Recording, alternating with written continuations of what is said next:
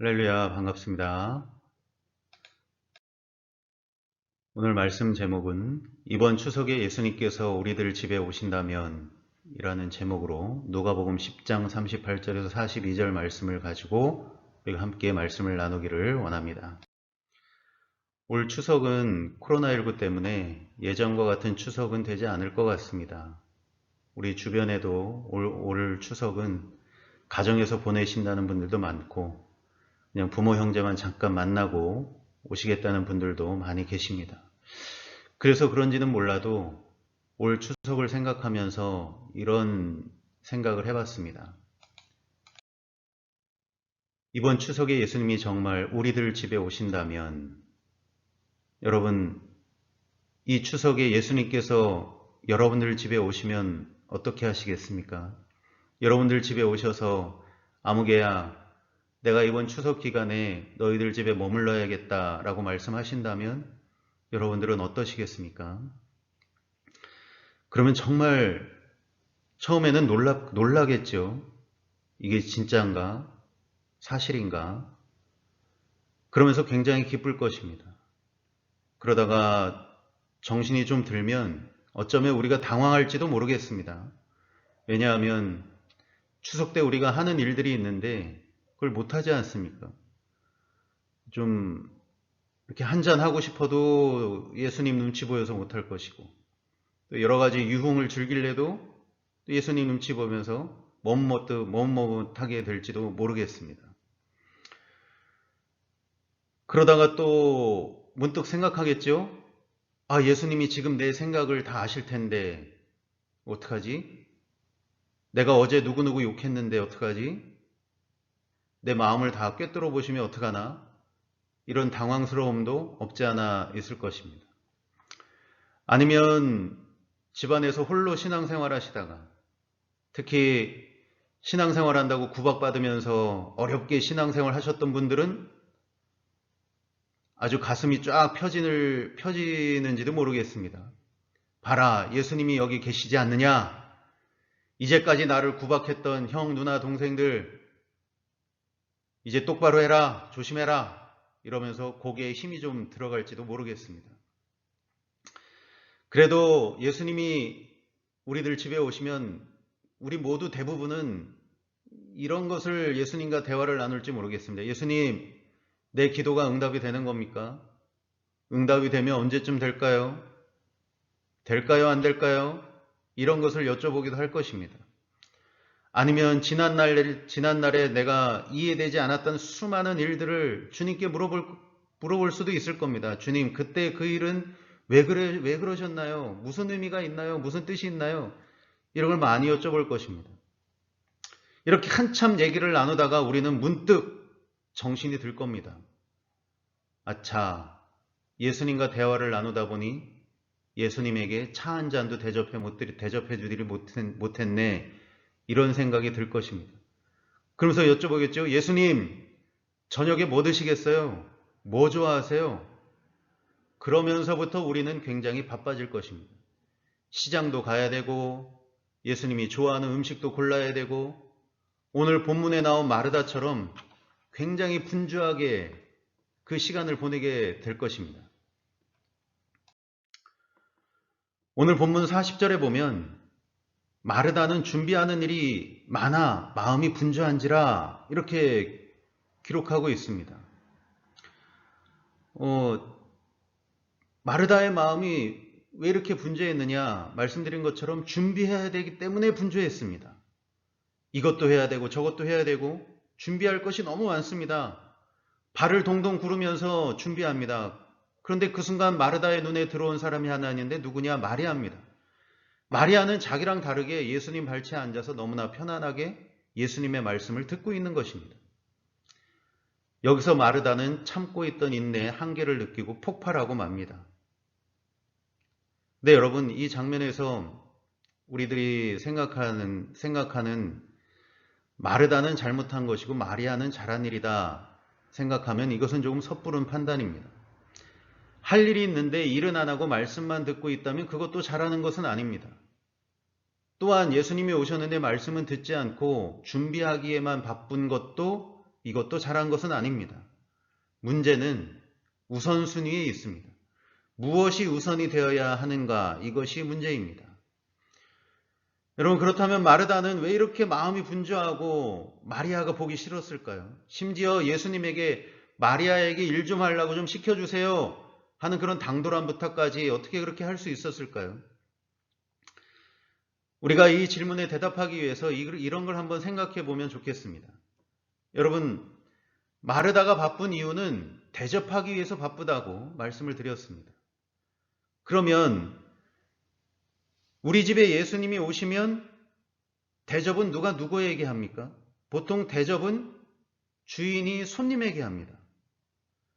그렇다면 마르다의 집에서 지금 주인은 누구고 손님이 누구겠습니까? 대접은 주인이 손님에게 하는 것이라는 그 기준으로 보면 대접하는 마르다는 주인이고 대접받는 예수님은 손님이 되시는 것입니다. 대접하는 우리가 주인이 되고 대접받는 예수님은 손님이 되는 것이지요. 근데 여러분, 이것이 과연 맞는 것일까요? 본문 40절에 보면 마르다가 예수님께 이렇게 말합니다. 예수께 나와 이르되 주여 내 동생이 나 혼자 일하게 두는 것을 생각하지 아니하시나이까 그를 명하사 나를 도와주라 하소서라고 말합니다. 여기에 보면 마르다는 분명히 예수님에게 주여라고 말합니다. 주님이라고 말합니다. 그런데 마르다의 어투나 행동을 보면 예수님을 주님이라고 생각하는 것 같지가 않습니다. 그 순간의 주인은 마르다입니다. 그리고 예수님은 누가 봐도 손님의 위치에 있습니다. 그런데 이 모습을 보면 이 마르다의 모습이 왠지 낯설지 않습니다. 마치 우리들의 모습을 보는 것 같습니다. 우리들도 다급하거나 우리들도 마음이 꽉 막혀 있으면 우리 하나님께 그러지 않습니까? 하나님, 왜 안 들어주십니까? 이거 왜 안 되는 겁니까? 하나님, 나보고 어쩌라고 이러십니까? 마치 마르다가 예수님에게 지금 말하고 있는 것처럼 우리들도 예수님께 그렇게 말할 때가 한두 번이 아닌 것 같습니다. 이렇듯 마르다의 모습과 우리들의 모습이 겹쳐지는 것 같기도 합니다. 그렇다면 여러분, 이렇게 주인의 자리와 손님의 자리가 바뀌면 우리들에게 과연 무슨 일이 일어날까요? 우리의 삶에 과연 어떤 일이 일어날까요? 41절에 예수님께서 이렇게 말씀하십니다. 주께서 대답하여 이르시되 마르다야 마르다야 내가 많은 일로 염려하고 근심하나 이렇게 말씀하고 있습니다. 주객이 바뀌면 마음의 염려와 근심이 늘어난다고 주님은 말씀합니다. 사람이 일이 많아지면 염려 걱정이 늘어날 수밖에 없습니다. 세상은 염려 걱정으로 가득한 곳입니다. 세상 못지않게 사람의 마음도 염려 걱정으로 가득합니다. 어떤 사람은 가정의 일로 염려하고 어떤 사람은 부부의 일로 염려하고 어떤 사람은 돈이 너무 없어서 걱정하고 반대로 어떤 사람은 돈이 너무 많아서 걱정하기도 하고 이 염려와 걱정의 범위에서 벗어날 만한 사람은 이 세상에 아무도 없습니다. 그런데 염려 걱정에서 벗어날 수 없는 내가 주인이 되어 이 세상에 산다면 과연 우리는 염려 걱정에서 염려 근심에서 벗어날 수 있겠습니까? 요나 1장에 보면 니느웨로 가서 심판을 선포하라는 예수님의 명령을 듣고 요나가 가기 싫어서 다시스로 향하는 배를 탑니다. 근데 그 배에서 풍랑을 만납니다.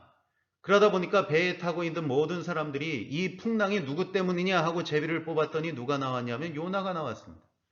그래서 사람들이 요나에게 물어봅니다. 너 누구냐? 그랬더니 요나가 한 말이 나는 히브리 사람이요 바다와 육지를 지으신 하늘의 하나님 여호와를 경외하는 자로라.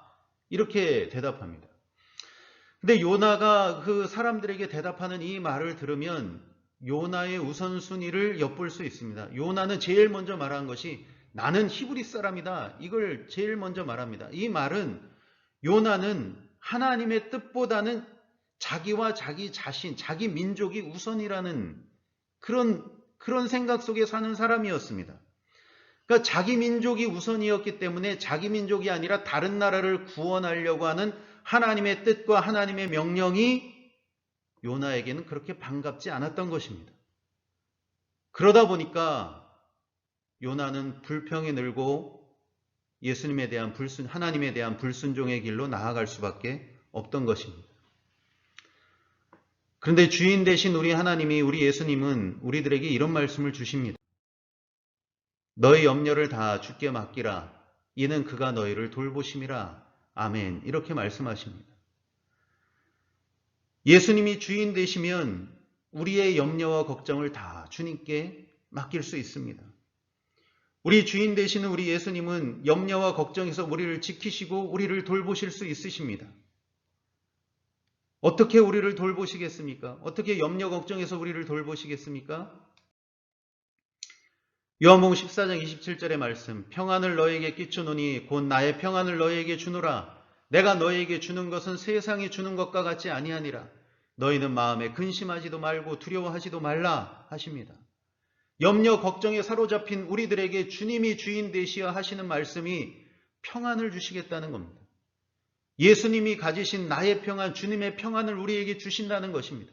그런데 그 평안은 세상에 있는 것과 같지 않아서 우리 마음에 있는 근심과 두려움을 이기고도 남는 그런 평안을 예수님이 우리에게 주신다는 것입니다. 그래서 여러분, 예수님을 주인 삼고 나아갈 때 주님은 우리 마음에 찾아오셔서 이 세상에 있는 근심과 두려움을 이기는 평안을 우리에게 주시는 줄로 믿습니다. 우리가 바쁘다고 할 때 바쁠 망자를 씁니다. 그런데 이 바쁠 망자는 마음 심자와 망할 망자가 합쳐서 생긴 단어가, 한자가 이 바쁠 망자입니다. 이 한자를 풀어보면 이런 뜻이랍니다. 사람이 너무 바쁘면 마음이 망한다. 그런 뜻이랍니다. 마음이 망가진다는 겁니다. 마음이 온전히 서지 못한다는 겁니다. 여러분, 마르다는 지금 뭐가 망가졌습니까? 마음이 망가졌습니다. 혼자 발을 동동거리다가 마음이 무너졌습니다. 여러분, 주님은 우리 마음에 평안을 주신다고 하십니다. 지금 코로나19 때문에 가정도 생계도 일터도 여러 가지가 어렵고 힘듭니다. 무엇보다도 내일에 대한 희망이 없기 때문에 우리들의 마음이 몹시 무겁습니다. 마음이 조급하고 마음이 힘듭니다. 이번 추석에는 주님을 주인으로 모시고 우리들의 마음이 쉼을 얻는 그런 시간이 되었으면 좋겠습니다. 여러분들의 마음에, 여러분들의 가정에 올 추석에 주님이 평안의 은혜 내려주시기를 예수님의 이름으로 축복합니다. 두 번째로, 주객이 바뀌면 어떤 일이 일어나느냐? 좋은 것을 놓치게 됩니다. 이게 무슨 말씀이냐 하면, 마르다와 마리아가 이렇게 같이 있습니다. 근데 마르다는 처음부터 마리아나 예수님에게 화낼 마음이 없었습니다. 처음에는 좋은 마음이었습니다. 잘 대접해드려야지 하는 좋은 마음으로 일을 시작했습니다. 귀한 손님을 모셔놓고, 예수님을 모셔놓고 마르다는 처음에는 기뻤습니다. 우리들도 안 그렇겠습니까? 예수님이, 우리가 그렇게 사모하던 예수님이 우리 집 거실에 앉아 계시다면 얼마나 기쁘겠습니까? 무엇을 준비하다가도 예수님과 눈이 마주치면 얼마나 좋겠습니까? 준비하는 나를 보시는 예수님이 미소 짓고 계시다면 그거 얼마나 좋겠습니까? 모든 순간이 꿈 같을 것이고 모든 순간이 다 좋을 것입니다. 그런데 문제는 너무 잘하려는 마음이 이 평상심을 깨뜨린다는 겁니다. 너무 잘하려고 하다 보니까 어느덧 내 마음에 내가 주인이 되어 있는 것입니다. 그러다 보니까 마르다는 염려 근심이 그녀의 마음을 점령하기 시작했고, 자기 뜻에 따라주지 않는 마리아와 예수님에게 짜증이 나기 시작했던 것입니다. 반면 예수님의 말씀을 듣는 마리아는 어떻습니까? 너무나 평온합니다. 근데 여러분, 마리아가 평온한 이유가 예수님의 말씀을 듣기 때문에 평온한 것이 아닙니다. 마리아가 마르다와 달리 평안할 수 있었던 이유는, 마리아는 예수님의 말씀을 듣는 위치에 있었고 예수님은 말씀하시는 위치에 있었다는 것입니다. 그러니까 즉 말씀을 듣는 마리아는 손님의 자리에 앉아 있었고 말씀하시는 예수님은 주인의 자리에 앉아 계셨다는 겁니다. 그런 온전한 관계 속에서 마리아가 있었기 때문에 마리아는 평안할 수 있었다는 겁니다.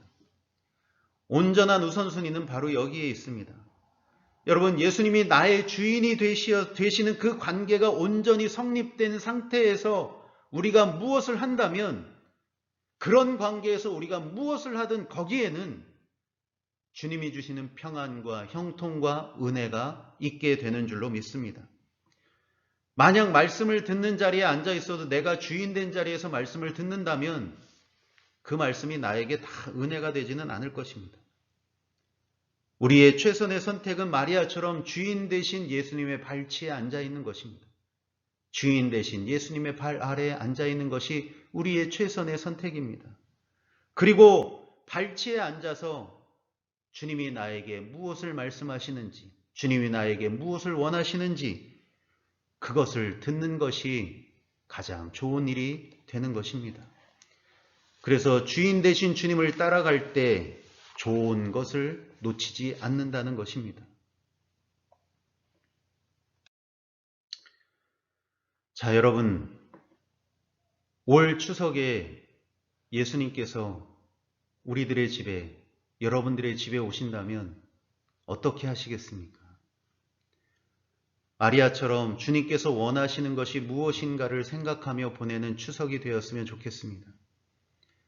이제까지의 추석은 부모, 형제, 친인척들을 맞이하기 위해서 집단장을 하고 청소를 하고 음식을 장만하고 했다면 올 추석은 예수님을 맞이하기 위해서 집단장을 하고 나의 몸을 단장하고 마음을 단장하는 그런 준비를 하는 추석이 되면 어떨까 하는 생각을 하게 됩니다. 여러분, 이제 다가오는 추석에 예수님께서